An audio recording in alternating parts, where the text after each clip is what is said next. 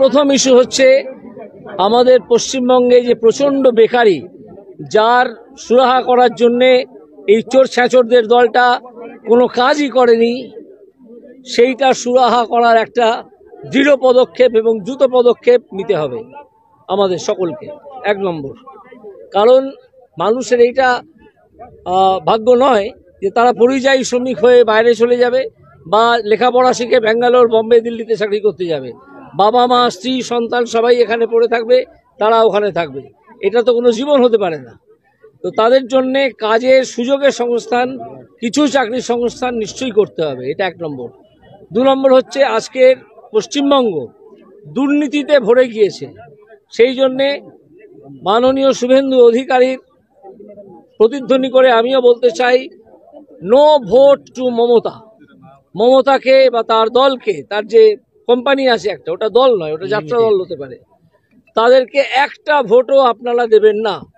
আপনারা যারা এখানে হাজির হয়েছেন তারা সকলেই নিজের নিজের বৃত্তে প্রচার করুন যে দুর্বৃত্তদের অনেকদিন দেখা হয়েছে, দুর্বৃত্তদের একটা ভোটও নয়। কারণ তারা ভোট নেওয়া মানেই আবার চুরি করা।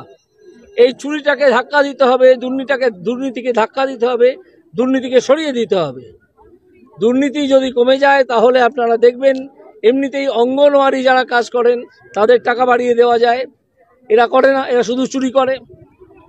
ডিএ দেয় না সাধারণ মানুষকে, সাধারণ যারা সরকারি কর্মচারী, ডিএ দিতে এরা প্রতিশ্রুতিবদ্ধ যখন এরা চাকরিতে জয়েন করেছিল। ডিএ দেয় না। ডিএর প্রশ্নটা সামনে আনতে হবে, কেন দেয় না? এরা কোটি কোটি টাকা চুরি করে।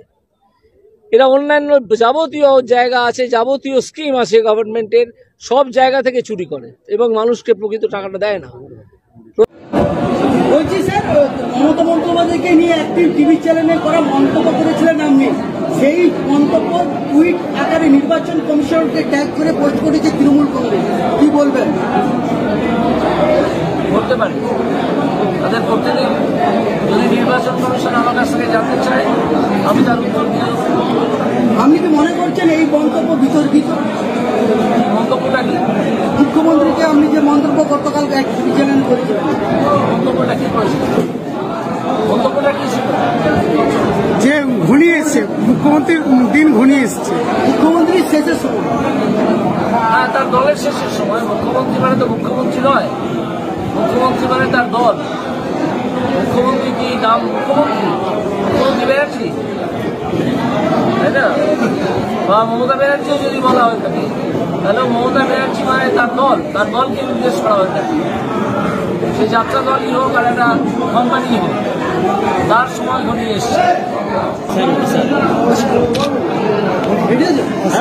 ময়নাতে ভোট প্রচারে এলেন, কি বলবেন প্রথম ময়নাতে?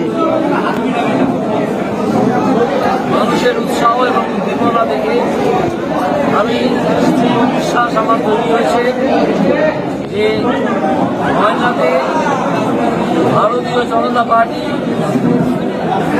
অন্য প্রতিপক্ষ দলের চেয়ে অনেক অনেক বেশি ভোট পাবে এবং আমার মনে হয়েছে যে ময়নাতে ভারতীয় জনতা পার্টির প্রার্থী অন্তত 40,000-এরও বেশি ভোটে এগিয়ে থাকে। 2019-এ লোকসভাতে বিজেপিকে সমর্থন করেছিল ময়নার মানুষ। 2021 সালে ময়না থেকে বিজেপির বিধায়ককে বিধানসভায় পাঠিয়েছিলেন। 2024-এ কি আশা করছেন? 40,000-এর বেশি ভোট। আগে নির্বাচনটা হোক, তারপর দেখতে পাবেন। স্যার, একটা বিষয়, আরামগড়ের খালিনা বাজার, সেখানে আপনার ছবিতে ব্যঙ্গচিত্র করে বিভিন্ন দিকে প্রচার করা হচ্ছে, কি বলবেন? কিছুই বলার নেই, যে ব্যঙ্গচিত্র করে যারা তাদের তো এটা তো ফ্রিডম অফ এক্সপ্রেশন অ্যান্ড থটের মধ্যে পড়ে, এটা নিয়ে বাধা দেবার কিছু নেই। আমি এরকম বলবো না যে সেই অম্বিকেশ মহাপাত্র ছবি যেরকম একটা ব্যঙ্গচিত্রের জন্য যেরকম দেওয়া হয়েছিল সেরকম করা উচিত।